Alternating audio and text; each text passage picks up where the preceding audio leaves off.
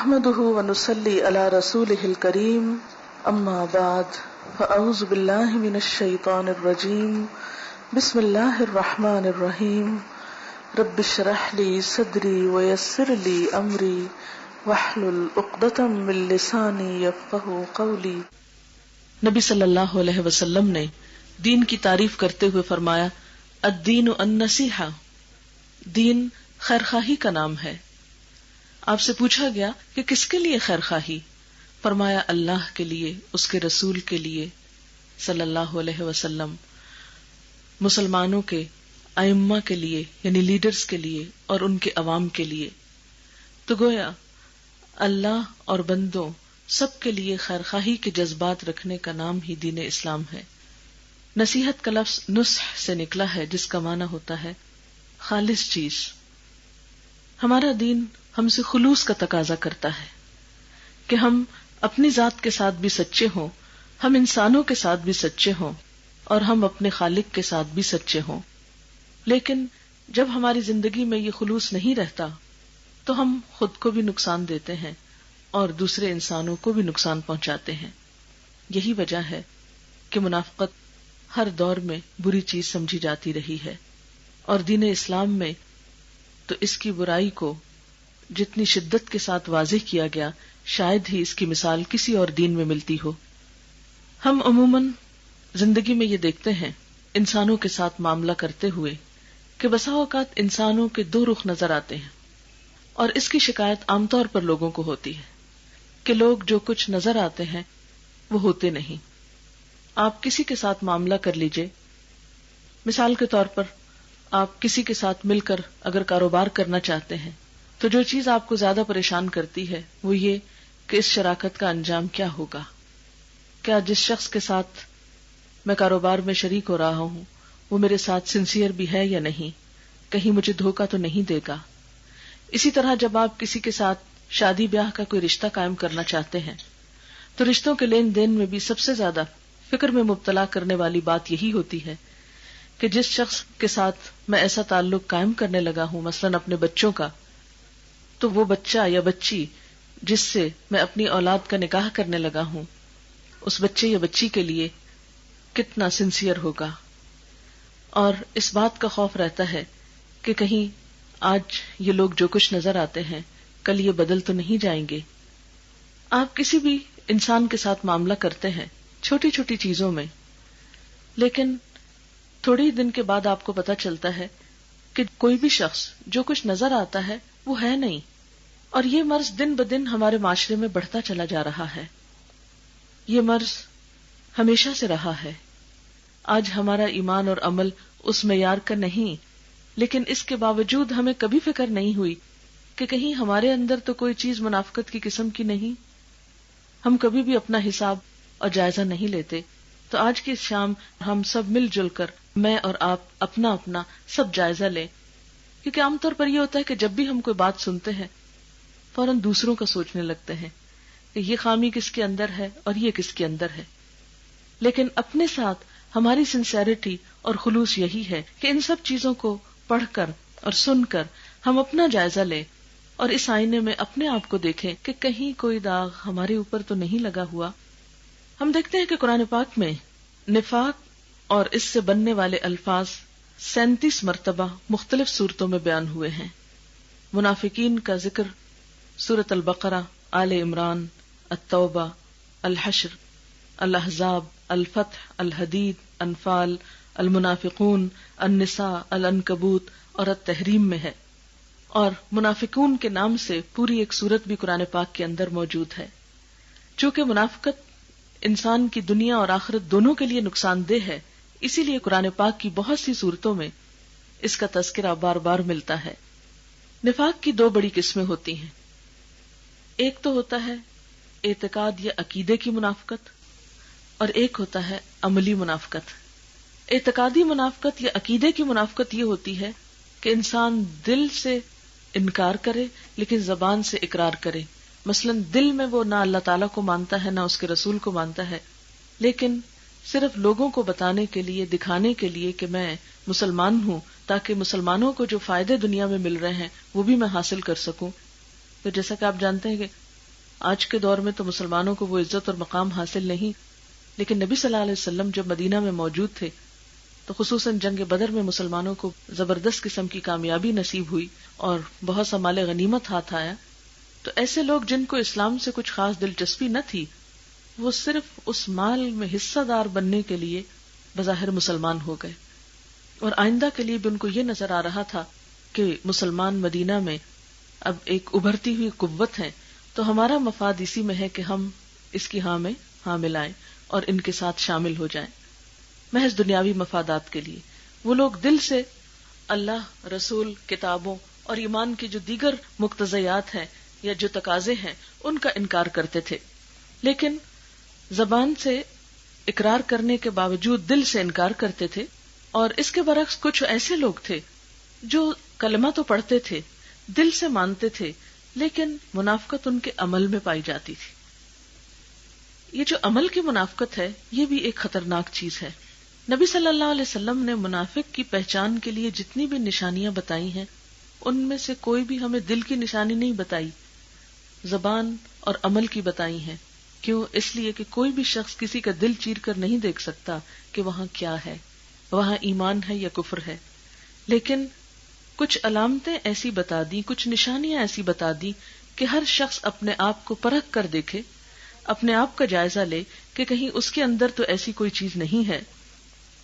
قرآن پاک میں سورۃ البقرہ میں اللہ رب العزت فرماتے ہیں وَمِنَ النَّاسِ مَن يَقُولُ آمَنَّا بِاللَّهِ وَبِالْيَوْمِ الْآخِرِ وَمَا هُمْ بِمُؤْمِنِينَ يُخَادِعُونَ اللَّهَ وَالَّذِينَ آمَنُوا وَمَا يَخْدَعُونَ إِلَّا أَنفُسَهُمْ وَمَا يَشْعُرُونَ فِي قُلُوبِهِم مَّرَضٌ فَزَادَهُمُ اللَّهُ مَرَضًا وَلَهُمْ عَذَابٌ أَلِيمٌ بِمَا كَانُوا يَكْذِبُونَ. بعض لوگ ایسے ہیں جو کہتے ہیں ہم اللہ پر اور آخرت کے دن پر ایمان لائے، حالانکہ حقیقت میں وہ مومن نہیں ہوتے. وہ اللہ اور ایمان لانے والوں کے ساتھ دھوکہ بازی کر رہے ہیں، مگر دراصل خود اپنے آپ ہی کو دھوکے میں ڈال رہے ہیں اور انہیں اس کا شعور نہیں. ان کے دلوں میں ایک بیماری ہے جسے اللہ نے اور زیادہ بڑھا دیا، اور جو جھوٹ وہ بولتے ہیں اس کی پاداش میں ان کے لیے دردناک سزا ہے. یہ علامت ہے اعتقادی منافقوں کی، جس کو دراصل اللہ ہی جانتا ہے کہ کسی کے دل میں کیا ہے. اس کے برعکس عملی منافقت کی مثال نبی صلی اللہ علیہ وسلم کی ایک حدیث سے ہمیں پتہ چلتی ہے. آپ صلی اللہ علیہ وسلم نے فرمایا، بخاری کی روایت ہے، آیت المنافق ثلاث اذا حدث کذب واذا وعد اخلف واذا اؤتمن خان. منافق کی 3 نشانیاں ہیں. نمبر 1، جب بات کرے تو جھوٹ بولے. نمبر 2، جب وعدہ کرے تو خلاف ورزی کرے. اور نمبر 3، جب امانتی بنایا جائے یعنی اس کے پاس امانت رکھی جائے تو اس میں خیانت کر جائے. اور چوتھی علامت ایک اور حدیث سے پتہ چلتی ہے کہ جب جھگڑا کرے تو گالی گلوچ کرے، یعنی گندی زبان استعمال کرے، بیڈ لینگویج یوز کرے. اب آپ دیکھیے کہ ان میں سے ایک ایک نشانی کو دیکھتے ہیں. نمبر 1، جھوٹ بولنا. نبی صلی اللہ علیہ وسلم نے فرمایا کہ ایمان اور جھوٹ ایک دل میں جمع نہیں ہو سکتے.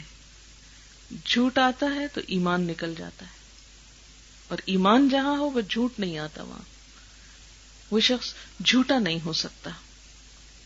اور جب انسان کی زندگی میں جھوٹ شامل ہو تو پھر سوچنا چاہیے کہ ہمارا ایمان کس قسم کا ہے. آپ دیکھیے کہ یہ منافق کی جتنی بھی علامتیں ہیں ان میں سے کوئی بھی علامت اور کوئی بھی عادت اور کوئی بھی خصلت ہمیں پسند نہیں ہو سکتی. مثلا جھوٹ بولنا اپنے لیے تو بسا اوقات ہم جائز سمجھتے ہیں، کیا کریں مجبوری ہے، لیکن کبھی یہ نہیں چاہیں گے کہ کوئی شخص ہمارے ساتھ جھوٹ بولے. وعدہ خلافی خود کر جائیں گے تو اپنے لیے کئی ایک جواز رکھتے ہیں، کئی ایک تعویلیں کریں گے کہ یہ مجبوری ہوگی تھی، کئی ایک بہانے اس پر مزید جھوٹ بھی بول کر دوسرے کو مطمئن کر دیں گے. لیکن اگر کوئی ہمارے ساتھ وعدہ خلافی کرے تو ہم سوچ سکتے ہیں کہ ہماری حالت کیا ہو سکتی ہے. مثلا اگر کوئی وعدہ کرے کہ میں آ رہا ہوں اور پھر نہیں آئے، اگر کوئی وعدہ کرے کہ میں یہ چیز لا رہا ہوں اور نہیں لائے اور آپ انتظار ہی کرتے رہ جائیں تو آپ کی کیفیت کیا ہوگی. آپ کبھی بھی ایسے شخص کو پسند نہیں کریں گے کہ جس کے اندر یہ عادت ہوگی. اسی لیے منافقت کی جو علامت بتائے گی اور ہمیں جو یہ کہا گیا کہ یہ چیزیں اور یہ عادتیں اپنے اندر سے دور کر لیں، تو یہ اسی وجہ سے کہ اس سے اللہ تعالیٰ کا کچھ نقصان نہیں. نقصان دراصل ہمارا اپنا ہوتا ہے. ایسی عادات انسانوں کے لیے پریشانی کا سبب بنتی ہیں. پھر اسی طرح جب اس کے پاس کوئی امانت رکھی جائے تو وہ اس میں خیانت کرے. اب آپ دیکھیں کہ امانت صرف مالی کی نہیں ہوتی، باتیں بھی امانت ہوتی ہیں. بعض اوقات کوئی شخص یہ کہتا ہے کہ میں بات اپنی آپ سے ڈسکس کرنا چاہتا ہوں، بس یہ کہ آپ آگے نہیں کسی کو بتائیں. یا یہ کہ کسی کے پاس کوئی مال یعنی پیسے یا کسی چیز کی شکل میں بھی کوئی امانت رکھوا سکتا ہے، تو اس صورت میں بھی یہ دیکھنا چاہیے کہ ہم اس امانت کا کیا کرتے ہیں. بعض لوگ اس کی پرواہ نہیں کرتے، اس چیز کو گم کر دیتے ہیں، اس چیز کو ضائع کر دیتے ہیں، وعدہ کر کے بات کو بھلا دیتے ہیں، یا یہ کہ اس کو جس چیز سے منع کیا گیا تھا کہ دوسرے کو نہ بتایا جائے وہ اس کو کھلے عام بتا دیتے ہیں. تو یہ چیز بھی منافقت کی علامت میں شامل ہو جاتی ہے. قرآن پاک میں اللہ تعالیٰ فرماتے ہیں واللہ یشہد ان المنافقین لکاذبون، اللہ گواہی دیتا ہے کہ یہ منافق قطعی جھوٹے ہیں. پھر اسی طرح ہم دیکھتے ہیں کہ قرآن کریم میں جہاں منافقت کا ذکر ہوا ہے ساتھ ہی وہاں پر اللہ کو بہت کم یاد کرنے کا ذکر آیا ہے. کہ منافق جہاں جھوٹ بولتے ہیں وہاں ان کی ایک اور بہت اہم علامت یہ ہے کہ وہ اللہ کا ذکر نہیں کرتے، اللہ کو یاد نہیں کرتے. مثلا سورۃ النساء میں آتا ہے وَلَا يَذْكُرُونَ اللَّهَ إِلَّا قَلِيلًا، وہ اللہ کو بہت تھوڑا یاد کرتے ہیں. ایک اور جگہ پر آتا ہے یا ایھا الذین آمنوا، اے لوگو جو ایمان لائے ہو، لا تلہکم اموالکم ولا اولادکم عن ذکر اللہ، اے لوگو جو ایمان لائے ہو تمہارے مال اور اولادیں تمہیں اللہ کی یاد سے غافل نہ کریں. تو گویا منافقت کے علاج کے لیے کیا ضروری ہے؟ کثرت سے ذکر الہی. پھر اسی طرح منافق کی علامت جو جھوٹ بولنا بتائی گئی تو اس کے لیے یہاں تک احتیاط کرنے کی ضرورت ہے کہ کسی کو ہنسانے کے لیے اور مذاق کرنے کے لیے بھی جھوٹ نہ بولا جائے.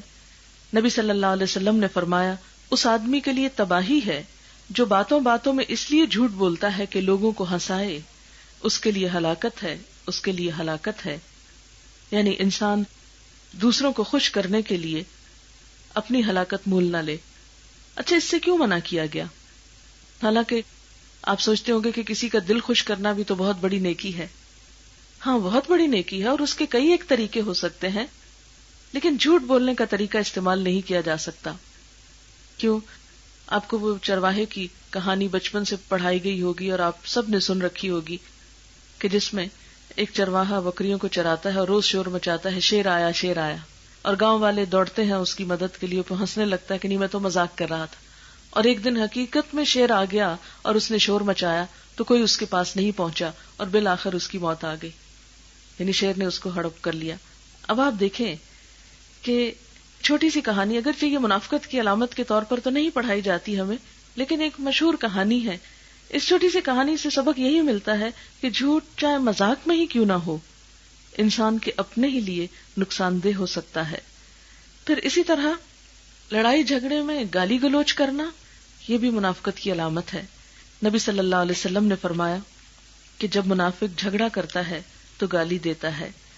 گالی دینا جو ہے یہ انسان کے اپنی عزت اور وقار کے بھی خلاف ہے، انسان کی شخصیت کو نمایاں کرتا ہے. کیونکہ کوئی بھی شخص جس کی زبان پر اللہ کا ذکر ہو وہ یہ پسند نہیں کرتا کہ اس کی زبان گندے الفاظ بولے، کیونکہ زبان سے جو کچھ نکلتا ہے وہ اس کے اندر کی عکاسی کرتا ہے. ہم کسی کو اپنا دل کھول کر نہیں دکھا سکتے، لیکن جو بھی ہم بات کرتے ہیں وہ دراصل ہمارے اندر کا آئینہ ہوتی ہے کہ ہم اندر سے کیا ہیں، ہمارا دل کیسا ہے. آپ نے دیکھا ہوگا کہ جو لوگ مہربان ہوتے ہیں، دل سے کسی سے محبت کرتے ہیں، ان کی زبان سے بھی ویسی ہی بے اختیار اور بے ساختہ باتیں نکل رہی ہوتی ہیں، ان کو بناوٹ کرنے کی ضرورت نہیں رہتی. لیکن منافق کو دھوکہ دینے کے لیے، جھوٹ بولنے کے لیے ایک اپنے اوپر خول چڑھانا پڑتا ہے. وہ عام حالات میں تو جیسا ہوتا ہے، لیکن جو ہی کوئی اس کے ساتھ ناروا سلوک کرے اس وقت اس کی اصلیت کھل کر سامنے آ جاتی ہے اور وہ فوراً ہی گالی گلوچ پر اتر آتا ہے. لیکن جس کے دل میں ایمان ہو وہ جھگڑے کے موقع پر بھی اپنے آپ کو سنبھال کر رکھتا ہے، وہ زیادتی نہیں کرتا، وہ بری زبان استعمال نہیں کر سکتا. پھر اسی طرح قرآن پاک میں منافق کی ایک اور علامت یہ بتائی گئی کہ وہ عبادت میں سستی کا مظاہرہ کرتے ہیں. یعنی عبادت کا کوئی شوق نہیں ہوتا ان کو. قرآن پاک میں اللہ تعالیٰ کا فرمان ہے وَإِذَا قَامُوا إِلَى الصَّلَاةِ قَامُوا كُسَالَىٰ، جب وہ نماز کے لیے کھڑے ہوتے ہیں تو کسمساتے ہوئے کھڑے ہوتے ہیں، سستی کے مارے کھڑے ہوتے ہیں، نماز کو ایک بوجھ اور مصیبت سمجھ کر ادا کرتے ہیں. حضرت اسود بیان کرتے ہیں میں نے حضرت عائشہ رضی اللہ تعالی عنہا سے دریافت کیا کہ حضور اکرم صلی اللہ علیہ وسلم تہجد کے لیے کس وقت اٹھتے تھے. حضرت عائشہ فرماتی ہیں کہ جب مرغ اذان دیتا تو آپ بیدار ہو جاتے. پھر فرماتی ہیں کہ آپ اچھل کر اٹھتے، یعنی سستی کے مارے نہیں اٹھتے تھے، نماز کا جب وقت ہوتا تو ایک دم اٹھ جایا کرتے تھے. اور یہاں پر یہ نہیں کہا گیا کہ آپ تہجد کے لیے اٹھ کر جاتے، بلکہ یہ بتایا گیا کہ تہجد کے لیے ایک دم اچھل کر اٹھتے تھے، یعنی جو ہی ان کے کان میں اذان کی آواز آتی تو فوری طور پر اپنا بستر چھوڑ دیتے تھے. اب ہم اپنے آپ کو دیکھ سکتے ہیں کہ فجر کی اذان ہوتی ہے تو ہمارا حال کیا ہوتا ہے. اول تو یہ کہ اذان کی آواز ہی کم سنائی دیتی ہے، اور اگر الارم لگا دیں اذان کی بجائے تو بھی ہم اس کو بند کر کے پہلو بدل کے پھر سو جاتے ہیں اور کم ہی اٹھنا گوارا کرتے ہیں. کبھی کبھار تم فجر کی نماز قضا ہو سکتی ہے، لیکن ایک عادت اور روٹین کے طور پر ایک سچے مومن کی قضا نہیں ہو سکتی. اب دیکھیں کہ جس شخص کو اللہ تعالیٰ سے محبت ہو، پھر یہ کیسے ہو سکتا ہے کہ وہ اس کی عبادت کے لیے شوق سے نہ آئے، کیونکہ نماز تو اللہ تعالیٰ کی ملاقات کا نام ہے. اور دوست جس سے محبت ہوتی، کیونکہ ہم سب اللہ کی محبت کے دعوے کرتے ہیں، جس سے محبت ہوتی ہے اس سے ملاقات کے لیے ہم کتنے شوق سے اٹھتے ہیں. اب اس کا تجربہ آپ یوں کر سکتے ہیں کہ آپ گھر میں بیٹھے ہوئے ہیں، اچانک آپ کے کسی عزیز دوست کا فون آتا ہے تو آپ کیا کرتے ہیں؟ بیٹھے رہ جاتے؟ نہیں، ایک دم اچھل کے اٹھتے ہیں. اگر پتہ چلتا ہے کہ کوئی باہر دروازے پہ آ گیا تو آپ سب کام چھوڑتے ہیں اور بھاگتے ہیں کہ کون آیا.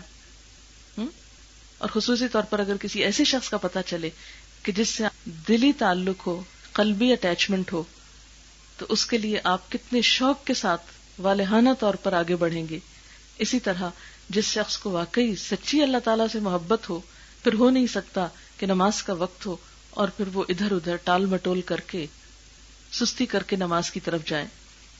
اسی لیے علامہ اقبال نے کہا تھا، کس قدر گراں تم پہ صبح کی بیداری ہے، ہم سے کب پیار ہے نیند تمہیں پیاری ہے.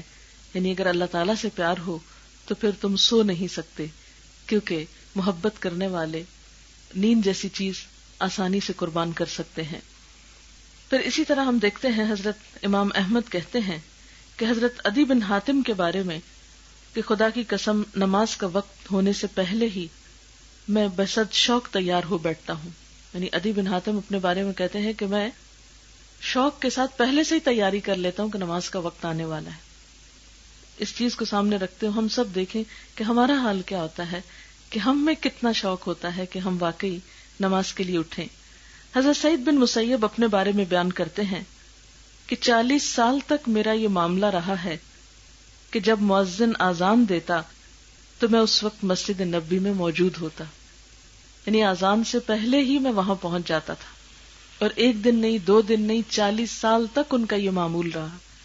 تو اس سے آپ اندازہ لگا سکتے ہیں کہ اللہ سے محبت کرنے والے کیسے ہوتے ہیں.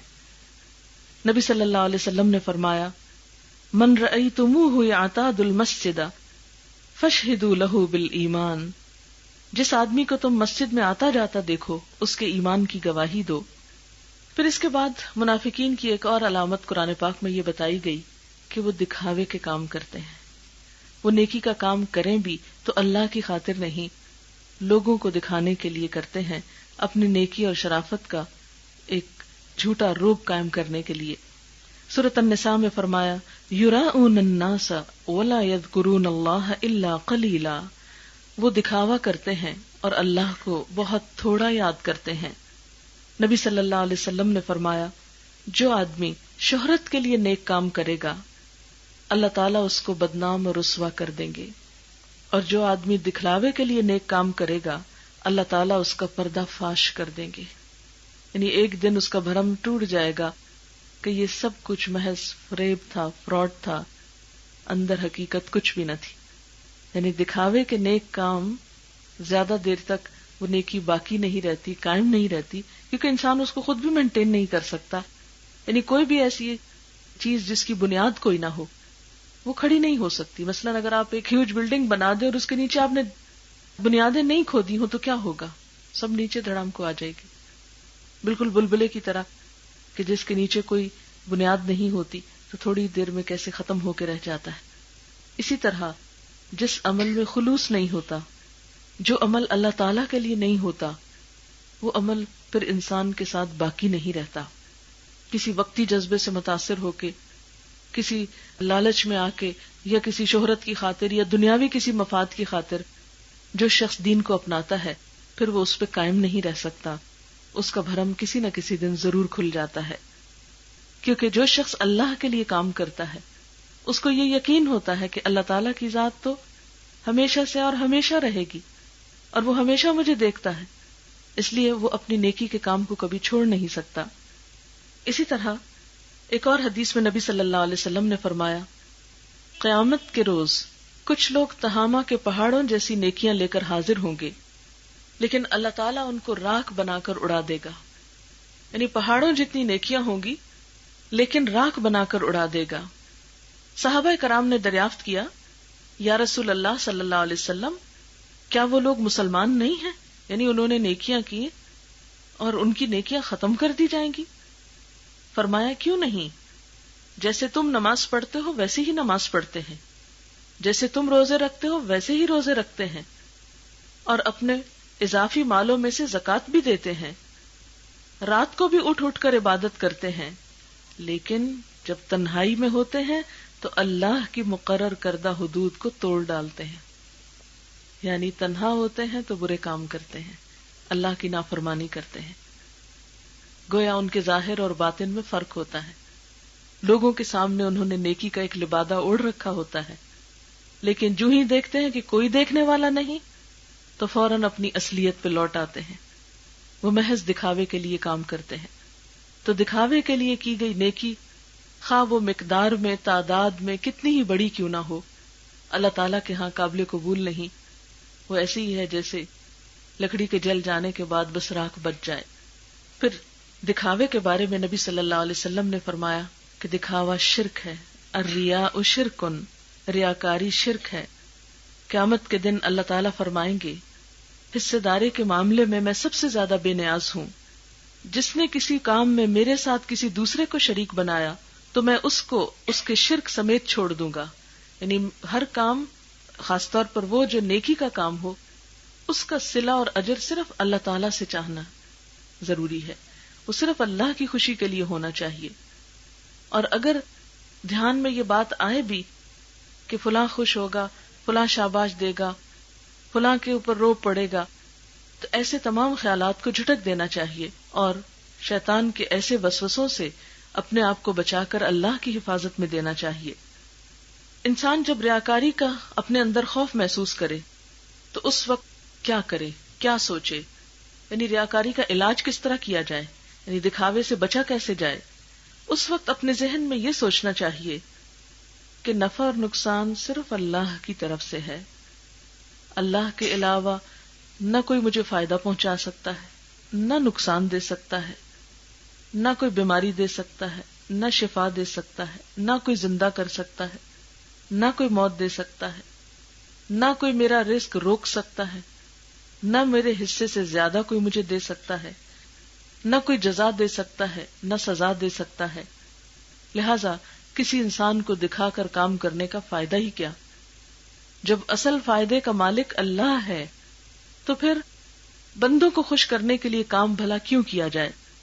پھر اسی طرح نبی صلی اللہ علیہ وسلم نے صحابہ کرام کو یہ دعا بھی سکھائی، اللہم انی اعوذ بک ان اشرک بک شیئا وانا اعلم واستغفرک مما لا اعلم. اردو میں اس کا ترجمہ ہے، اے اللہ میں اس بات سے تیری پناہ مانگتا ہوں کہ جانتے بوجھتے کسی چیز کو تیرا شریک ٹھہراؤں، اور جس گناہ کا مجھے علم ہی نہیں اس کی بھی میں مغفرت چاہتا ہوں. کیونکہ کچھ گناہ تو انسان کے علم میں ہوتے ہیں اور کچھ اس کو پتہ ہی نہیں ہوتا. اور بسا اوقات ریاکاری بھی ایسی چیز ہے کہ انسان کو خیال تک نہیں گزرتا، بعد میں خیال آتا ہے کہ یہ میں نے کیوں کیا، یہ میں نے کیوں سوچا کہ میرے اس کام سے فلاں خوش ہو جائے. اور آپ دیکھیے کہ جب انسان ریاکاری کرتا ہے، دکھاوے کے لیے نیکی کا کام کرتا ہے، اور جب لوگوں کی تعریف کی خاطر کام کرتا ہے اور لوگ تعریف نہیں کرتے تو انسان ڈسہارٹ ہوتا ہے اور آئندہ کے لیے نیکی سے جاتا رہتا ہے۔ اس کے برعکس جو شخص اللہ کی خاطر کام کرتا ہے اور اس کی جزا اور صلہ اللہ سے چاہتا ہے، ایسے شخص کی نیکی کی دوڑ میں پھر کوئی سستی نہیں آتی، اور وہ ہر حال میں، دن ہو یا رات ہو، لوگوں کا مجمع ہو یا تنہائی ہو، اپنی نیکی سے غرض رکھتا ہے اور اللہ کے راستے میں چلتا چلا جاتا ہے۔ حضرت حسن بصری اپنے لیے یوں دعا کیا کرتے تھے، اللہم انی اعوذ بک من الریاء والسمعہ، اے اللہ میں ریاکاری اور شہرت کے شر سے تیری پناہ مانگتا ہوں۔ اور بعض روایات میں یوں بھی آتا ہے، اللہم اغفر لی ریائی وسمعتی، اللہ ریا اور شہرت کی خاطر کوئی کام جو میں نے کیا ہو اس میں تو مجھے بخش دینا۔ لیکن ہمیں تو کبھی اس طرح کی دعا مانگنے کا بھی خیال نہیں آتا، اس لیے کہ اس بات کا بھی احساس کم ہی ہوتا ہے کہ کوئی چیز اللہ تعالیٰ کو ناپسند ہو۔ پھر اسی طرح جیسے پہلے بھی میں نے عرض کیا کہ منافق کی ایک علامت یہ ہوتی ہے کہ وہ اللہ کے ذکر میں کوتاہی کرتے ہیں، اللہ کے ذکر کو پسند نہیں کرتے۔ جیسے کہ نماز کے لیے وہ سستی کے مارے آتے ہیں۔ نماز بھی دراصل کیا ہے؟ جیسا کہ قرآن پاک میں آتا ہے، اقم الصلاۃ لذکری، نماز میری یاد کے لیے قائم کرو۔ نماز اللہ کی یاد کا ایک طریقہ ہے۔ جیسے ہم کسی انسان کو یاد کرتے ہیں تو کیا کرتے ہیں؟ فون کر لیتے ہیں یا ملنے چلے جاتے ہیں۔ تو بالکل اسی طرح جن لوگوں کے دل میں اللہ کی محبت ہوتی، وہ ملاقات کے لیے ایک خاموش جگہ چاہتے ہیں، اور خاموش جگہ جائے نمازی ہو سکتی ہے کہ جس میں انسان ہر قسم کی باتیں چھوڑ کر صرف اللہ تعالیٰ سے ہم کلام ہوتا ہے۔ لیکن منافقین کو نماز سے کوئی دلچسپی نہیں ہوتی، اور اس کی بھی بنیادی وجہ ہے کہ اللہ سے محبت ہی نہیں، تو نماز کس لیے؟ پھر فرمایا کہ وَلَا يَذْكُرُونَ اللَّهَ إِلَّا قَلِيلًا، اور وہ اللہ کو بہت کم یاد کرتے ہیں۔ نبی صلی اللہ علیہ وسلم نے فرمایا، یہ منافق کی نماز ہے کہ وہ سورج کو دیکھتا رہتا ہے، جب غروب کے قریب ہو جاتا ہے یعنی زرد پڑنے لگتا ہے تو کھڑے ہو کر 4 رکعت کے ٹھونگے مار لیتا ہے، اور ان میں اللہ کو کم ہی یاد کرتا ہے۔ یعنی خاص طور پر عصر کی نماز تاخیر سے پڑھنا اور بہت لیٹ کر کے پڑھنا جب سورج غروب ہونے کے قریب ہو، تو یہ بھی منافقت کی علامت بتائی گئی۔ ایک بندہ مومن کی تصویر قرآن پاک میں یوں ملتی ہے کہ وہ کثرت سے اللہ کو یاد کرتا ہے۔ قرآن پاک میں اللہ تعالیٰ فرماتے ہیں، فَاذْكُرُونِي أَذْكُرْكُمْ، تم مجھے یاد کرو میں تمہیں یاد کروں گا۔ پھر اسی طرح ایک اور جگہ پر فرمایا، الذین یذکرون اللہ قیاما وقعودا وعلی جنوبہم، وہ لوگ جو اللہ کا ذکر کرتے ہیں کھڑے ہو کر، بیٹھ کر اور لیٹ کر، ہر حال میں اللہ کو یاد کرتے رہتے ہیں۔ سورۃ الاحزاب میں اللہ تعالیٰ فرماتے ہیں، والذاکرین اللہ کثیرا والذاکرات، اور کثرت سے اللہ کا ذکر کرنے والے مرد اور عورتیں۔ تو گویا مومن تو اللہ کا ذکر ہر حال میں کرتا ہے، کثرت سے کرتا ہے، کیونکہ اللہ تعالیٰ قرآن پاک میں فرماتے ہیں، یا ایھا الذین آمنوا اذکروا اللہ ذکرا کثیرا، اے لوگو جو ایمان لائے ہو، اللہ کو کثرت سے یاد کرو، بہت زیادہ یاد کرو۔ لیکن منافق، اسے اللہ کے ذکر سے کوئی دلچسپی نہیں ہوتی۔ کثرت سے یاد کرنے کا مطلب کیا ہے؟ کہ نمازوں کے علاوہ بھی دیگر اذکار کی پابندی کی جائے۔ اس میں ہم دیکھتے ہیں کہ نبی صلی اللہ علیہ وسلم نے صبح سے لے کر شام تک مختلف پیش آنے والے حالات کے بارے میں ہمیں دعائیں سکھائی ہیں۔ مثلاً صبح اٹھنے پر کیا دعا پڑھی جائے، ٹوائلٹ جاتے ہوئے کون سی دعا پڑھی جائے، باہر نکل کر کیا پڑھی جائے، کھانا کھانے سے پہلے کیا ذکر کیا جائے، بعد میں کیا ذکر کیا جائے۔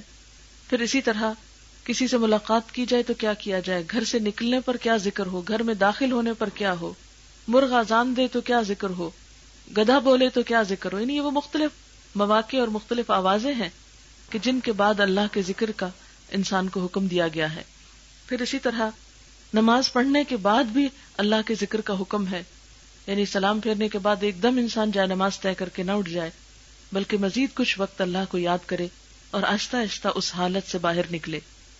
پھر اسی طرح آپ صلی اللہ علیہ وسلم نے فرمایا، اگر میں سبحان اللہ اور الحمدللہ اور لا الہ الا اللہ اللہ اکبر کہہ لوں تو یہ مجھے ہر اس چیز سے زیادہ پیارا ہے جس پہ سورج طلوع ہوتا ہے۔ یعنی مخصوص اوقات کے اذکار کے علاوہ چلتے پھرتے سبحان اللہ، الحمدللہ، اللہ اکبر، لا الہ الا اللہ یہ ذکر کرتے رہنا چاہیے۔ ایک اور روایت میں آتا ہے کہ ایک شخص نے پوچھا کہ سب سے اچھی نماز کس کی، روزہ کس کا، حج کس کا؟ تو آپ صلی اللہ علیہ وسلم نے فرمایا کہ جو ان میں سب سے زیادہ اللہ کو یاد کرے. یعنی سب عبادات کی روح ہی دراصل کیا ہے؟ اللہ کا ذکر کرنا اور اس کو یاد کرنا. اور اسی طرح نماز میں بھی دراصل اللہ کو یاد کرنا مقصود ہے، لیکن ہم دیکھتے ہیں کہ عام طور پر ہماری نمازیں کیا ہوتی ہیں کہ ہم اللہ اکبر کہہ کے کھڑے ہوتے ہیں اور سلام پھیرتے ہیں تو یاد نہیں ہوتا کہ رکعتیں کتنی پڑی اور اس میں کیا پڑا. اگر کبھی پلٹ کر پیچھے سوچیں کہ ہم نے پہلی رکعت میں کون سی سورت پڑھی تھی اور دوسری میں، تو ہم بھول چکے ہوتے ہیں کیونکہ توجہ نہیں ہوتی، اور ایک روٹین میں چند ایک مخصوص صورتیں پڑھتے رہتے ہیں. بعضوں کا صرف قل ہو اللہ پڑھنے سے ہی نماز ختم کر دیتے ہیں، اور اس طرح اس میں کوئی خشوع و خضوع نہیں آتا، کوئی روح نہیں آتی. اگر مختلف آیتیں قرآن پاک کی یاد کی جائیں اور مختلف موقعوں پر مختلف آیات کو پڑھا جائے تو اس سے بہت مدد ملتی ہے، کیونکہ اس میں انسان کی توجہ نماز میں زیادہ ہوتی ہے. پھر اسی طرح منافقین کی ایک اور صفت قرآن پاک میں یہ بتائی گئی کہ وہ مخلص اہل ایمان کا مذاق اڑاتے ہیں. اللہ تعالیٰ فرماتے ہیں، اللہ تعالیٰ ان دولت مند مگر کنجوس منافقوں کو خوب جانتا ہے جو برضا اور رغبت دینے والے اہل ایمان کی مالی قربانیوں پہ باتیں چھانٹتے ہیں اور ان لوگوں کا مذاق اڑاتے ہیں جن کے پاس اس کے سوا کچھ نہیں جو وہ اپنے اوپر مشقت برداشت کر کے دیتے ہیں. اللہ ان کا مذاق اڑاتا ہے اور ان کے لیے دردناک سزا ہے. یعنی اس دور کے منافقین کا طریقہ یہ تھا کہ مخلص صحابہ جو بعض اوقات اپنے مالی حالت میں بہت کمزور ہوتے تھے تو ان کا مذاق اڑایا کرتے تھے کہ تمہیں دین نے کیا دیا، تم اتنی نمازیں پڑھتے ہو اور اتنی قربانیاں کرتے ہو لیکن تمہارا حال تو نہیں بدلا. اور آج بھی ہم دیکھتے ہیں کہ افسوس کے ساتھ کہنا پڑتا ہے کہ بسا اوقات ہم دین کے نام پر ایسے لطیفے ایجاد کرتے ہیں. مثلا کہیں میں نے پڑھا کہ کسی نے حدیث کا مذاق اڑاتے ہوئے کہا کہ میری پھوپھی نے بتایا کہ اس کو اس کی نانی نے بتایا کہ حضور صلی اللہ علیہ وسلم نے اپنے صحابہ سے کہا بتاؤ پیپسی کیا ہوتی ہے. انہوں نے کہا ہمیں نہیں پتا. کہنے لگے اچھا اٹھ جاؤ یہاں سے اگر پیپسی کا مطلب بھی نہیں پتا. اب آپ خود سوچیں، ایسے لطیفے وقتی طور پر تو کسی کو ہنسا سکتے ہیں، یا ہو سکتا ہے کہ اس کا ٹیسٹ بہت ہی پور ہو کہ اللہ اور رسول کے نام پر وہ مذاق کو برداشت کرتا ہو، لیکن حقیقت میں یہ ایمان کے منافی ہے کہ کوئی بھی چیز جو خواہ قرآن سے متعلق ہے یا نبی صلی اللہ علیہ وسلم کی سنت سے متعلق ہے. داڑھی کیا ہے؟ نبی صلی اللہ علیہ وسلم کا طریقہ ہے، آپ کی سنت ہے. اسی طرح بسا اوقات نماز کا مذاق اڑایا جاتا ہے کہ ملا کی دوڑ مسجد تک. اسی طرح بعض اوقات اور دین کے جو شاعر ہیں ان کا مذاق اڑایا جاتا ہے. اور خصوصی طور پر آج ہم دیکھتے ہیں کہ مسلمان اپنی ہی کمزوریوں کی وجہ سے بہت پستی کا شکار ہیں، دنیا بھر میں پٹ رہے ہیں، اور عموماً یہ نہیں دیکھا جاتا کہ ہمارا قصور کیا ہے، ہماری غلطی کیا ہے. ہم بعض اوقات اسلام کو بلیم کرنے لگتے ہیں کہ ہمیں مسلمان ہو کر کیا حاصل ہوا، اور اگر اسلام سچا دین ہوتا تو آج دنیا میں مسلمانوں کی یہ شامت نہ آتی. بات یہ ہے کہ اسلام تو سچا دین ہمیشہ سے ہے. جب بھی کسی نے سچائی کے ساتھ اس کو اپنایا تو اسے ضرور عزت ملی، اور اگر کسی نے اس کے اصولوں پر عمل ہی نہیں کیا، صرف کلمہ پڑھ لیا اور صرف ظاہر میں مسلمان کہلائے اور عمل میں ایک چیز مسلمانوں جیسی نہ ہو، تو پھر آپ خود سوچیں کہ ایسے لوگوں کی مدد اللہ تعالیٰ بھلا کیوں کرے. اگر ہم ہی جہالت میں سب سے آگے ہوں، کرپشن میں آگے ہوں، دھوکہ دینے میں آگے ہوں، تو پھر اللہ کی رحمت کہاں سے آئے. آج ہم میں سے بہت سے لوگ جو یورپ اور امریکہ وغیرہ جاتے ہیں تو واپس آ کر ان کی امانت، دیانت اور سچائی کے تعریفوں کے پل باندھتے رہتے ہیں، لیکن جب خود امانت کا وقت آتا ہے، جب خود سچ بولنے کا وقت آتا ہے تو سب باتیں بھول جاتے ہیں. وہاں ہوتے ہیں تو لائن میں کھڑے ہوتے ہیں، اپنے ملک میں آ کر سب لائنیں بھول جاتی. یہ جو دوہرے رویے ہیں کہ وہاں جا کر ہمارا معاملہ کچھ ہوتا ہے، واپس آ کر اپنے ملک میں کچھ اور ہوتا ہے، ہم اس کو کیا کہیں گے؟ یہ دو رخا پن دراصل کیا ہے؟ اور اسی طرح زندگی کے بہت سے معاملات میں ہم ڈبل سٹینڈرڈز کا شکار ہیں. حضور صلی اللہ علیہ وسلم نے ایک مسلمان کی پہچان کیا بتائی؟ آپ صلی اللہ علیہ وسلم نے فرمایا، خدا کی قسم تم میں سے کوئی شخص اس وقت تک مومن نہیں ہو سکتا جب تک اپنے مسلمان بھائی کے لیے وہ پسند نہ کرے جو وہ اپنے لیے پسند کرتا ہے. آج ہم دیکھیں کہ ہم تو اپنے ہی بہن بھائیوں کے لیے وہ پسند نہیں کرتے جو اپنے لیے پسند کرتے ہیں، اپنے ہی رشتہ داروں کے لیے ہمیں وہ پسند نہیں جو اپنے لیے پسند ہے، اپنے دوستوں کے لیے، اپنے ملنے جلنے والوں کے لیے بظاہر دیکھنے میں بعض اوقات بہت خوش آمدید کرتے ہیں، لیکن آپ دیکھیں جتنا بھی یہ لین دین معاملات کا ہوتا ہے اس میں گھٹیا چیز دوسرے کے لیے پسند کی جاتی. جو کچھ ہم خود پہنتے ہیں یا جو کچھ ہم خود اپنے لیے چاہتے ہیں، اپنے لیے پسند کرتے ہیں، دوسروں کے لیے وہ نہیں چاہتے. ٹھیک ہے کہ ہر وقت انسان وہ سب مینٹین نہیں کر سکتا، بعض اوقات مشکلات بھی ہوتی ہیں، لیکن بعض اوقات ہم کر بھی سکتے ہوتے ہیں تو ہمارا دل نہیں کھلتا. ہم ہر خیر اور بھلائی صرف اپنی ذات تک رکھنا چاہتے ہیں، اسی لیے بخل اور ایمان بھی ایک جگہ پر جمع نہیں ہوتا. پھر اسی طرح قرآن پاک میں اللہ تعالیٰ منافقوں کے بارے میں فرماتے ہیں قُلْ أَبِاللَّهِ وَآيَاتِهِ وَرَسُولِهِ كُنْتُمْ تَسْتَهْزِئُونَ، ان سے کہو کیا تمہاری ہنسی دل لگی اللہ اور اس کی آیات اور اس کے رسول ہی کے ساتھ تھی. آج آپ دیکھیں کہ بہت سے لوگ پبلک میں نماز نہیں پڑھ سکتے. کس ڈر سے نہیں پڑھتے کہ لوگ مذاق اڑائیں گے کہ یہ کب سے ملانی ہو گئی. سر نہیں ڈھانک سکتے کہ اس پر ہمیں تانے ملیں گے. اور یہ مذاق اڑانے والے کون ہیں؟ اپنے ہی مسلمان ہیں. یعنی ایک طرف ہم اپنے آپ کو مسلمان بھی کہتے ہیں اور دوسری طرف ہم اسلام پر چلنے والوں کا خود اپنی ہی زبان سے اور اشاروں سے مذاق بھی اڑاتے ہیں. تو یہ کیسا اسلام ہے؟ پھر اسی طرح بہت زیادہ قسمیں کھانا اور خصوصاً جھوٹی قسمیں کھانا جو ہے یہ بھی منافقت کی علامت بتائی گئی. اللہ تعالیٰ منافقوں کے بارے میں فرماتے ہیں اتخذوا ایمانہم جنتاً، انہوں نے اپنی قسموں کو ڈھال بنا رکھا ہے. یعنی عام جھوٹ بولنا بھی ان کی عادت تھی، لیکن بات بات پہ قسم کھانا اور جھوٹی قسمیں کھا کر دوسرے کو مطمئن کرنا یہ خاص ان کا وتیرہ تھا. اور آج ہمیں بھی دیکھنا چاہیے کہ کہیں ایسا طرز عمل ہمارے اندر تو نہیں. آپ کسی بازار میں جائیں، بسا اوقات سودا بیچتے وقت قسمیں کھا کر کہیں گے خدا کی قسم اتنے کی خرید بھی نہیں، حالانکہ معاملہ وہ نہیں ہوتا. اور دن میں ایسی پتہ نہیں کتنی قسمیں کتنے گاہکوں کے ساتھ کھا چکے ہوتے ہیں. تو یہ کسی مسلمان کی شان نہیں ہو سکتی اور نہ ہی اس کا طریقہ ہو سکتا ہے. پھر اسی طرح بزدلی اور چھوٹی چھوٹی بات پر گھبرا اٹھنا اور کسی بھی قربانی کے لیے تیار نہ ہونا یہ بھی منافقت کی علامت بتائی گئی. پھر اسی طرح منافقوں کا ایک عام طریقہ یہ تھا کہ وہ خوب افواہیں پھیلاتے تھے. نبی صلی اللہ علیہ وسلم نے فرمایا کسی شخص کے جھوٹا ہونے کے لیے اتنا ہی کافی ہے کہ وہ ہر سنی سنائی بات کو آگے پہنچا دے. اس سے کیا ہوتا ہے؟ لوگوں کا مورائل ڈاؤن ہوتا ہے کہ انسان ایک بات سنے آدھی اپنے پاس سے ملائے اور محض اپنی اہمیت جتانے کے لیے لوگوں کو طرح طرح کی ایسی خبریں دے کہ جس سے ایک سنسنی پھیلے یا لوگوں کو ایک خوف میں مبتلا کیا جائے یا ہراس کیا جائے. یہ کسی مسلمان کی عادت نہیں ہو سکتی. ان چیزوں سے بھی پرہیز کرنا ضروری ہے. اسی طرح منافق کی ایک علامت یہ بھی بتائی گئی کہ ان کو تقدیر پر بہت اعتراض ہوتا ہے. عام طور پر کیا کہتے ہیں کہ جب اللہ نے سب کچھ لکھ دیا تو پھر ہمیں کچھ کرنے کی کیا ضرورت ہے؟ اگر ہماری قسمت میں جنت لکھی ہے تو ہم پہنچ جائیں گے، کچھ کرنے کی ضرورت کیا ہے؟ پھر اسی طرح اگر فلاں شخص کو خودکشی سے ہی مرنا تھا تو اس کا حساب کیوں ہے، اس کی پکڑ کیوں ہے؟ اللہ نے خود ہی تو لکھ دی اس کی موت کی خودکشی سے ہوگی، اب وہ بیچارہ کیا کرے؟ اور یہ بھول جاتے ہیں کہ اللہ نے اس کو عقل بھی دے کر پیدا کیا تھا اور اچھے برے کی پہچان بھی دی تھی. تو یہ منافقت کی علامت بتائی گئی کہ ان کو تقدیر پر اعتراض ہوتا ہے اور اللہ تعالیٰ کے فیصلوں پر راضی نہیں ہوتے. نبی صلی اللہ علیہ وسلم نے مومن کی علامت یہ بتائی، فرمایا مومن کا معاملہ بھی خوب ہے، اس کا ہر حال ہی بہتر ہوتا ہے. اگر خوشی نصیب ہو تو شکر گزار ہوتا ہے اور یہ اس کے لیے بہتر ہوتی ہے، اور اگر تکلیف پہنچے تو صبر کرتا ہے اور وہ اس کے لیے بہتر ہے، اور یہ مقام مومن کے سوا کسی کو نصیب نہیں ہوتا. حضرت عمر بن خطاب کہتے ہیں اللہ کی قسم مجھے اس سے کوئی فرق نہیں پڑتا کہ میں غریبی میں وقت گزاروں یا امیری میں، میرے لیے مال و دولت کا ہونا یا نہ ہونا برابر ہے. کیوں؟ ان کی کیفیت یہ کیوں تھی؟ اس لیے کہ ان کے دل غنی تھے، ان کے دلوں میں ایمان تھا، ان کی نگاہیں کہیں اور تھیں.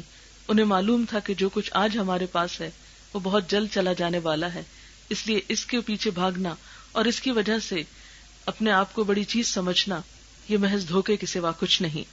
پھر اسی طرح منافقین کی ایک اور علامت بتائی گئی کہ وہ لوگوں کی عزت پر حرف زنی کرتے رہتے ہیں. یعنی اپنی محفلوں میں بیٹھ کر لوگوں کی بری باتیں بیان کرتے ہیں اور لوگوں کے اوپر تنقید اور لوگوں کی عیب جوئی کرتے رہتے ہیں. آج آپ دیکھیں کہ عموماً ہمارے ہاں بھی یہی چیزیں پائی جاتی ہیں کہ جہاں کچھ لوگ جمع ہوتے ہیں وہاں کوئی نہ کوئی ایسا شخص زیر بحث آ جاتا ہے جو اس مجلس میں نہیں ہوتا اور پھر خوب اس کو لتاڑتے ہیں. خاندانوں کے آپس کی میل ملاقات کے وقت بھی آپ دیکھیں کہ مجلسیں اس چیز سے خالی نہیں ہوتی.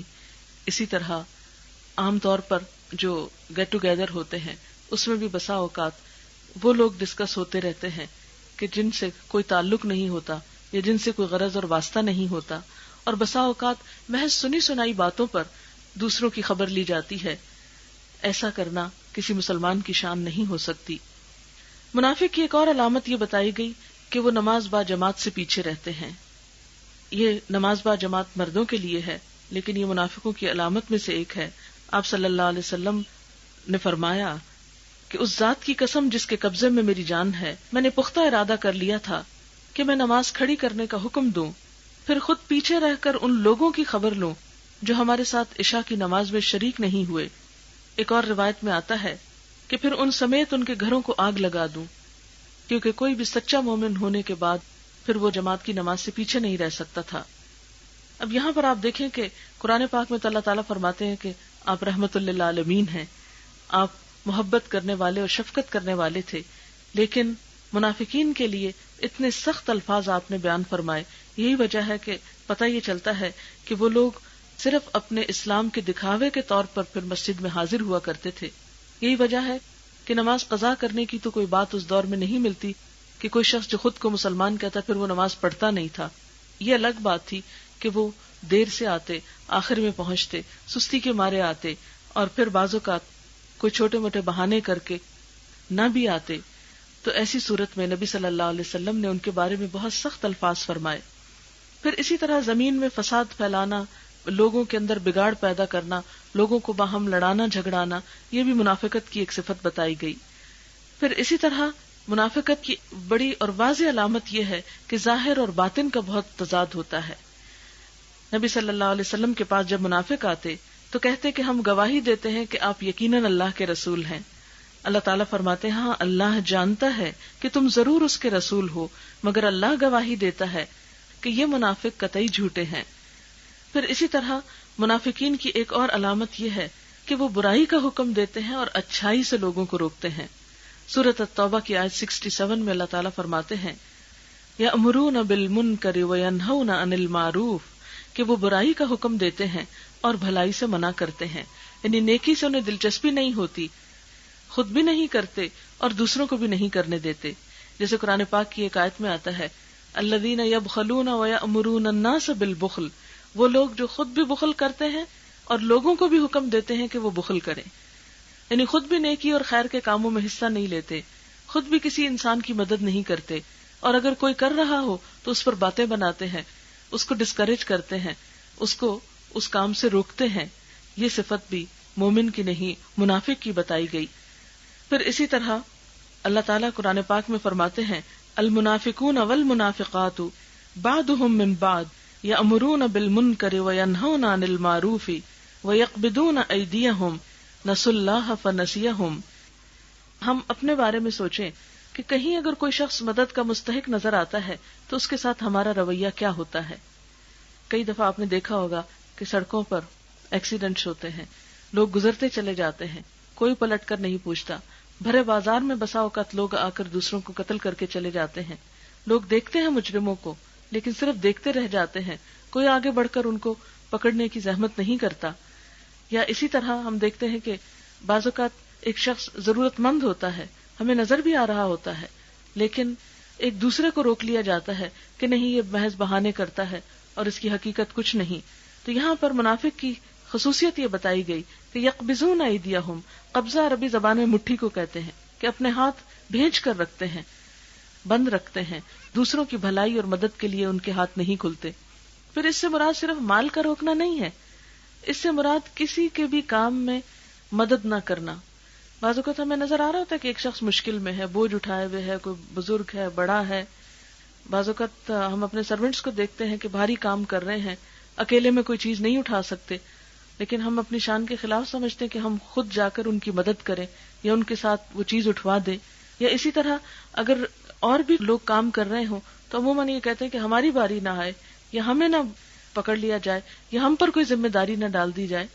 لیکن ایک مومن کا رویہ اس کے برعکس ہوتا ہے، وہ نیکی کے چھوٹے چھوٹے کام کے لیے آگے بڑھتا ہے اور خوشی سے اس راستے پہ چلتا ہے. اور پھر اسی طرح منافق کی صفت کیا ہے؟ اللہ کو بھلا دینا۔ امام غزالی فرماتے ہیں جو آدمی کسی چیز سے محبت کرتا ہے تو اس کا ذکر بار بار کرتا ہے، اس کا نتیجہ یہ ہے کہ اگر مختلف کاموں کے کاریگر اور فنکار ایک گھر میں داخل ہوں تو ہر آدمی اپنے اپنے کام کا تذکرہ کرے گا۔ آپ نے دیکھو کہ جب بھی کوئی گیٹ ٹوگیدر ہوتا ہے تو ہر شخص اپنے انٹرسٹ کی بات کر رہا ہوتا ہے اور اپنے اپنے کام سے متعلق چیزوں کو غور سے دیکھے گا، اس کا ذکر اس کی زبان پر ہوگا۔ ایک بڑھائی جب گھر میں داخل ہوگا تو کھڑکیوں اور دروازوں کو غور سے دیکھے گا، جب رنگ ساز داخل ہوگا تو کلئی اور رنگوں پر غور کرے گا، جلاحہ اور قالین فروش جو ہے وہ کہیں بھی جائے گا تو قالین کو ہی غور سے دیکھتا رہے گا کہ کس کوالٹی کا، کس قیمت کا اور کس ڈیزائن کا ہے۔ اور اسی طرح اللہ سے محبت کرنے والا ہر جگہ اللہ کا نام لے گا، وہ کسی بھی محفل میں اللہ کو بھولے گا نہیں۔ لیکن ہمارا حال کیا ہوتا ہے کہ کہیں بھی اللہ کا نام لیتے ہوئے ہمیں جھجک آتی ہے کہ لوگ کیا کہیں گے کہ یہ شخص دیوانہ ہے۔ کبھی سوچا جائے کہ ہمیں اللہ کا نام لیتے ہوئے شرم کیوں آتی ہے؟ آخر کیا وہ ہستی وہ نہیں کہ جو ہمیں عدم سے وجود میں لایا، جس نے ہمیں بے مثال جسم دیا، بہترین طریقے سے ہمیں سننے دیکھنے والا بنایا، جس نے اتنا اونچا آسمان اٹھایا، جس نے اس میں ستاروں جیسی چیز پیدا کر کے اس کو خوبصورت بنایا، جس نے یہ بادل اٹھائے جو بارش برساتا ہے، جس نے یہ وسیع سمندر پیدا کیا؟ کیا وہ ہستی اس لائق نہیں کہ اس کا ذکر کیا جائے؟ کیا وہ اس قابل نہیں کہ اس کو ہر جگہ بڑا ہی سمجھا جائے؟ کیا واقعی اس کا نام ایسی چیز ہے کہ جسے لیتے ہوئے ہم کو شرم آئے؟ نہیں آنی چاہیے، اس لیے کہ جس چیز کی بڑائی ہمارے دل میں ہوتی ہے اس کا نام تو ہم فخر سے لیتے ہیں۔ آپ دیکھیں کہ جو لوگ مال کی بڑائی میں مبتلا ہوتے ہیں وہ اس بات کو بہت انجوائے کرتے ہیں کہ ہر جگہ اپنے مال کے تذکرے کریں۔ اسی طرح کسی بھی چیز کا جب کسی انسان کو زوم ہوتا ہے یا اس چیز سے وہ امپریس ہوتا ہے یا اس چیز کی بڑائی محسوس کرتا ہے تو خوشی اور شوق سے اس کا نام لیتا ہے۔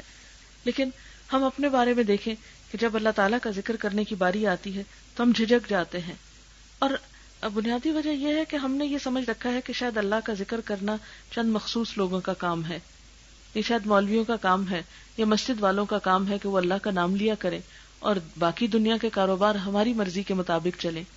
حالانکہ اس زمین کو اللہ نے بنایا ہے، ہمیں بھی اسی نے پیدا کیا ہے، اسی کی طرف سے ہم آئے ہیں، رزق وہ دیتا ہے۔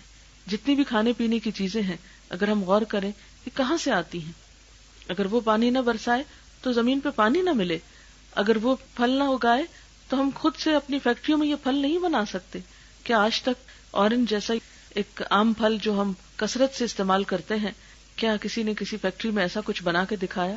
جو جوسز فیکٹریوں سے بن کے آتے ہیں ان کا ٹیسٹ اور ان کا اثر آپ دیکھیں، اور جو کچھ اللہ تعالیٰ اپنی زمین سے اگاتا ہے اس کو دیکھیں، تو جو رب اتنا زبردست ماہر ہے، اتنا زبردست خلاق عظیم ہے، اس کا نام لیتے ہوئے ہم کو شرم آئے۔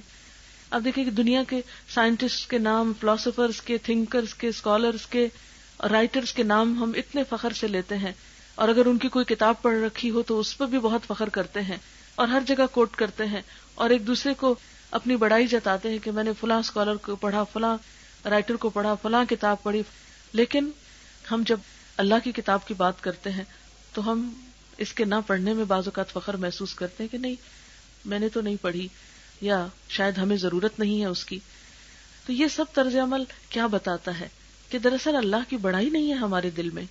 اسی وجہ سے ہم مغرب کے انداز و اطوار سے متاثر ہوتے ہیں، انہی کے طور طریقے اختیار کرتے ہیں، اسی میں اپنی بڑائی سمجھتے ہیں، اور یہ بھول جاتے ہیں کہ رزق دینے والا اللہ ہے، یہاں بھیجنے والا ہمیں اللہ ہی ہے، اور واپسی بھی ہماری اسی کی طرف ہے۔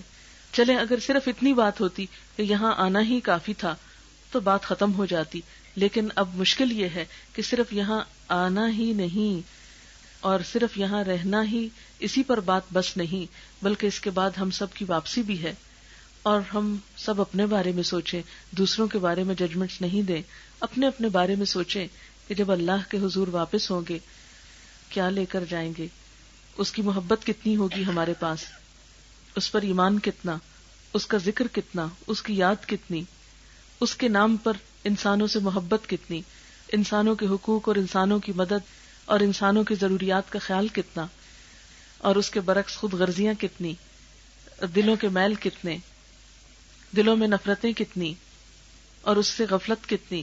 ہم سب اپنے اپنے ایک ایک دن کے بھی اگر چند گھنٹوں کا جائزہ ہم لے کر دیکھیں کہ اس میں اللہ کی یاد کتنی تھی، اللہ کی محبت کتنی تھی، اللہ کی مرضی کے مطابق کتنے کام ہوئے. صرف ایک دن کا اگر ہم چارٹ بنا کر دیکھیں، دن کے صرف 12-15 گھنٹوں کا جو ہم کام کرتے ہیں، جو بھی ہمارے صبح سے شام تک ورکنگ آورز ہیں، کہ اس میں ہمارا طرز عمل کیا ہوتا ہے، نیکیاں کتنی ہیں اور اللہ سے غفلت کتنی ہے. کیونکہ ہم میں سے بعض لوگوں کا خیال ہے کہ نیکی صرف اتنی ہے کہ آپ کسی کے کام آ جاؤ، صرف محض for the sake of goodness کوئی کام کر لینا کہ ہاں میں نے اچھا کام کیا اس لیے کہ اچھا کام بس اچھا کام ہوتا ہے. تو صرف یہ اچھائی نہیں ہوتی. اچھا کام اس لیے کہ جس رب نے مجھے یہ ساری طاقتیں دی، اس کو خوش کرنے کے لیے، اس کی رضا کے لیے، اس کی مرضی کے مطابق اپنی طاقت کو استعمال کیا جائے، خواہ وہ کسی انسان کی مدد میں ہو یا کسی بھی اور طرح. تو منافقین کی ایک صفت یہ بتائی گئی کہ وہ اللہ کو بھولے رہتے ہیں. استحوذ علیہم الشیطان فانساہم ذکر اللہ، شیطان ان پہ غالب آ چکا ہے اور وہ اللہ کو بھول گئے ہیں. پھر اسی طرح منافقین کی ایک اور صفت یہ بتائی گئی کہ وہ اپنے ظاہر کا بہت خیال رکھتے ہیں لیکن اپنی روح کو بھول جاتے ہیں. قرآن پاک میں اللہ تعالیٰ فرماتے ہیں وَإِذَا رَأَيْتَهُمْ تُعْجِبْكَ أَجْسَامُهُمْ، اگر تم ان کو دیکھو تو ان کے جسم تم کو بہت بھلے لگے. یعنی ان کی ساری توجہ صرف اس بات پر ہوتی ہے کہ ہماری جسمانی حالت، ہماری ظاہری حالت، لباس کی تراش خراش اور گفتگو کا طریقہ کیسا ہے. وَإِن يَقُولُوا تَسْمَعْ لِقَوْلِهِمْ، اور اگر وہ بات کریں تو تم ان کی باتیں سنتے رہ جاؤ. كَأَنَّهُمْ خُشُبٌ مُّسَنَّدَةٌ، لیکن حقیقت میں یہ لکڑی کے تختے ہیں. یعنی ان کے اندر کوئی انسانی جذبات اور احساسات نہیں، ان کے اندر کوئی شعور نہیں، سمجھ نہیں. ان کی ساری توجہ صرف مادی چیزوں کی طرف ہے اور روح کی تقاضے اور ضروریات کو بھول چکے ہیں. پھر اسی طرح ان کی گفتگو میں تکبر پایا جاتا ہے، اپنی بڑائی، سیلف پریز، اور اپنے منہ میاں مٹھو بننا اور اپنی ہی تعریفیں دوسروں کے سامنے کرنا اور اپنے آپ کو بڑی چیز سمجھنا. اور آخری صفت یہ بتائی گئی کہ ان کے اندر دین کی سمجھ بوجھ کم ہوتی ہے. وَلَكِنَّ الْمُنَافِقِينَ لَا يَفْقَهُونَ، کہ منافق سمجھ نہیں رکھتے، اگر رکھتے ہوتے تو ہمیشہ کی پائیدار زندگی کو اس فانی زندگی پر ترجیح دیتے. اس لیے ہم سب کو کوشش کرنی چاہیے کہ ایسی صفات کو اپنے اندر سے دور کریں کہ جو اللہ تعالیٰ کو ناپسند ہیں اور جو دراصل منافقین کی علامات ہیں. اس کے لیے ہمیں کیا کرنا ہے؟ سب سے پہلی بات تو یہ کہ ان میں سے کوئی بھی چیز اگر ہمارے اندر ہو تو اس پر اللہ تعالیٰ سے توبہ کرنا ہے. کیونکہ اللہ تعالیٰ قرآن پاک میں فرماتے ہیں یا ایھا الذین آمنوا توبوا الی اللہ توبۃ نصوحا، اے لوگو جو ایمان لائے ہو اللہ سے توبہ کرو، خالص توبہ. نبی صلی اللہ علیہ وسلم نے فرمایا بائیں طرف والا فرشتہ خطا کرنے والے مسلمان بندے سے کچھ دیر تک قلم اٹھائے رکھتا ہے، یعنی اس کی غلطی فوراً نہیں لکھتا، انتظار کرتا ہے.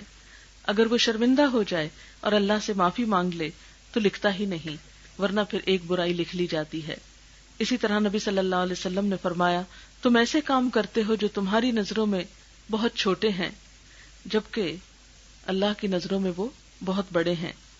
حضرت انس فرماتے ہیں کہ تم ایسے کام کرتے ہو جو تمہاری نظروں میں بال سے چھوٹے ہیں جبکہ ہم انہیں حضور صلی اللہ علیہ وسلم کے زمانے میں ہلاک کرنے والے شمار کیا کرتے تھے. اسی طرح ابن مسعود فرماتے ہیں مومن اپنے گناہوں کو یوں دیکھتا ہے جیسے وہ ایک پہاڑ کے دامن میں بیٹھا ہو اور ڈرتا ہو کہ اس پر گر نہ پڑے، اور منافق اپنے گناہوں کو ایسے دیکھتا ہے کہ ایک مکھی ہے جو اس کے ناک پہ بیٹھ گئی، پھر اس نے اپنے ہاتھ کے اشارے سے بتایا کہ یوں وہ مکھی کو اڑا دیتا ہے. یعنی مومن اپنی غلطیوں کا احساس کرتا ہے، اعتراف کرتا ہے اور خود کو گناہگار حقیقت میں سمجھتا ہے، جبکہ منافق خود کو غلطی پر بھی نہیں سمجھتا اور اس کو احساس بھی نہیں ہوتا کہ وہ غلط کر رہا ہے، اور اپنے گناہوں کو وہ معمولی چیز سمجھ کر ان میں دلچسپی لیے رکھتا ہے. نبی صلی اللہ علیہ وسلم نے فرمایا گناہوں کو حقیر سمجھنے والی باتوں سے بچو.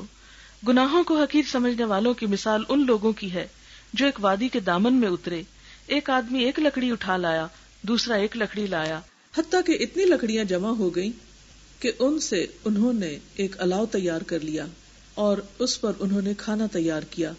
اسی طرح انسان ایک ایک گناہ چھوٹا سمجھ کے کرتا رہتا ہے. یہ تو چھوٹی سی بات ہے، میں کون سا ہر وقت جھوٹ بولتا ہوں، ایک بول لیا تو کیا ہوا؟ میں کون سا ہر وقت غیبت کرتا ہوں، ایک کر لی تو کیا ہوا؟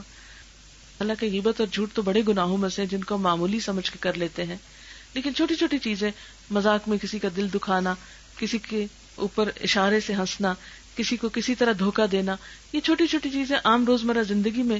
اور سب سے بڑی بات یہ کہ ہر وہ لمحہ جس میں ہم اللہ کے ذکر سے غافل ہوتے ہیں قیامت کے دن ہمارے لیے حسرت بن جائے گا. تو ان چیزوں کے بارے میں عموماً انسان جب ان کو چھوٹا سمجھ کے کرتا چلا جاتا ہے، وہ کہتا ہے ابھی تو میں چھوٹا ہوں، ابھی تو میں جوان ہوں، ابھی تو میری بہت زندگی پڑی ہے اور بڑے ہو کر توبہ کر لوں گا. تو نہیں، یہ چھوٹی چیزیں جب جمع ہو جائیں تو بہت زیادہ ہو جاتی. آپ دیکھیں کہ سال میں 365 دن ہوتے، اگر ہر روز ہم صرف ایک گناہ بھی کریں، اور ایک گناہ کو آپ ایک پتھر سے تشبیہ دیں، مثلا ایک پتھر کا ٹکڑا ہے اور گھر کے ایک کنارے پہ روز ایک پتھر پھینکتے رہیں، تو آپ دیکھیں گے کہ سال کے 365 دنوں میں کتنے پتھر جمع ہو جائیں گے. اور اگر 20-30 سال ہماری زندگی ہے تو اس میں آپ دیکھیں کہ روز کا صرف ایک پتھر پھینکیں تو وہ ایک ڈھیر لگ جائے گا.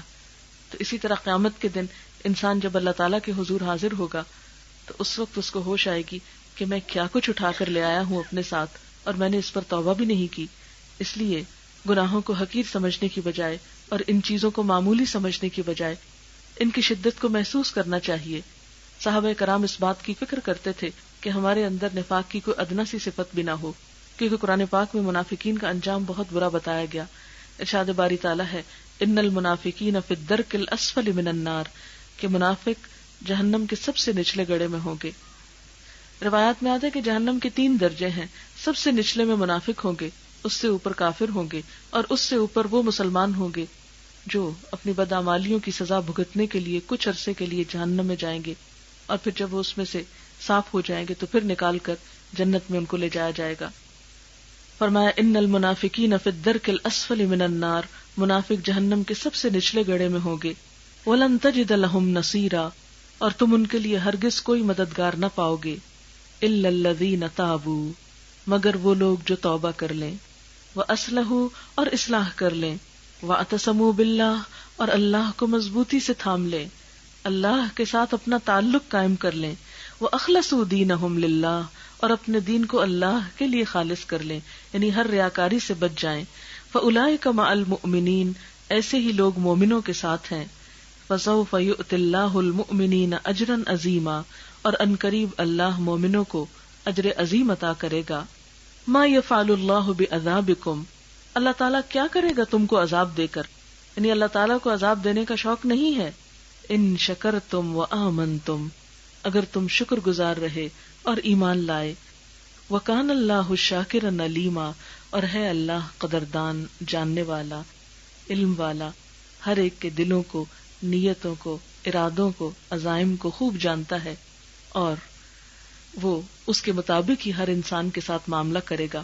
ہم انسانوں کے سامنے کتنے بھی سچے ہو جائیں، لیکن اگر اللہ تعالیٰ کی نگاہ میں سچے نہیں، لوگوں کی نگاہ میں کتنے بھی پسندیدہ ہو جائیں، اگر اس کی نگاہ میں نہیں تو کچھ بھی نہیں. اس لیے دین کی تعریف کیا ہے کہ دین سراسر خیرخواہی کا نام ہے، خلوص کا نام ہے، سنسیریٹی کا نام ہے، اپنے ساتھ بھی اور اللہ کے دوسرے بندوں کے ساتھ بھی. اور یہ اسی وقت ہو سکتا ہے کہ جب ہم انسانوں کو دھوکہ دینا چھوڑیں اور ان کے ساتھ وہی معاملہ کریں جو ہم اپنے لیے چاہتے ہیں. وآخر دعوانا ان الحمد للہ رب العالمین. دعا کر لیتے ہیں.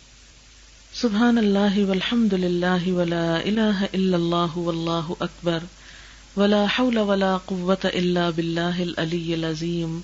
اللہم صل علی محمد وعلی آل محمد کما صلیت علی ابراہیم وعلی آل ابراہیم انک حمید مجید. اللہم بارک علی محمد وعلی آل محمد کما بارکت علی ابراہیم وعلی آل ابراہیم انک حمید مجید. ربنا آتنا فی الدنیا حسنۃ وفی الآخرۃ حسنۃ وقنا عذاب النار. ربنا لا تزغ قلوبنا بعد اذ ہدیتنا وہب لنا من لدنک رحمۃ انک انت الوہاب. ربنا ہب لنا من ازواجنا وذریاتنا قرۃ اعین وجعلنا للمتقین اماما. یا حی یا قیوم برحمتک نستغیث. یا اللہ پاک، جو کچھ بھی ہم نے پڑھا ہے اپنی رحمت سے قبول فرما. جو بات آپ کی مرضی کے مطابق ہوئی ہو ہمیں اس پر عمل کرنے کی توفیق عطا فرما. جو بات ایسی بھول کر زبان سے نکلی ہو جو آپ کو پسند نہ آئی ہو تو ہم سب کو اس سے دور کر دے. یا اللہ ہمارے دلوں میں سچا ایمان پیدا کر دے. یا اللہ تو ہماری زبانوں پہ سچائی پیدا کر دے. یا اللہ ہمیں ہر طرح کے جھوٹ سے بچا، ہمیں ریاکاری سے بچا، ہمیں دوسروں کو دھوکہ دینے سے بچا. یا اللہ امانت کی خیانت سے بچا. یا اللہ ہمیں صاف ستھری زبان عطا فرما. یا رب العالمین ہمارے دل میں ہر ایک کے لیے خیر خواہی پیدا کر دے. یا اللہ مسلمانوں کو آپس میں محبت دے دے، ایک دوسرے کا احترام کرنے کی توفیق دے. یا رب العالمین ہمارے بچوں کو ہمارے لیے صدقہ جاریہ اور آنکھوں کی ٹھنڈک بنا دے. یا اللہ ہمارے والدین کی بخشش فرما، ان پر اپنی رحمت فرما. یا اللہ جو بھی بیمار ہیں انہیں صحت کاملہ عطا فرما.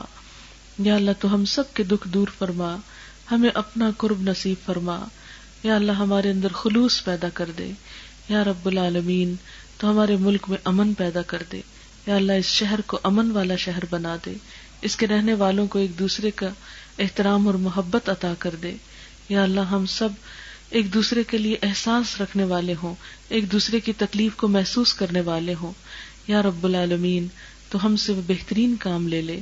یا اللہ تو اس گھر پر اپنی خیر و برکت نازل فرما. یا اللہ تو ہم سب کو اپنی رحمتوں سے ڈھانپ لے، اور جتنی بھی بہنیں آئی ہیں ان کے دلوں میں جو نیک تمنائیں اور دعائیں ہیں ان کو پورا فرما.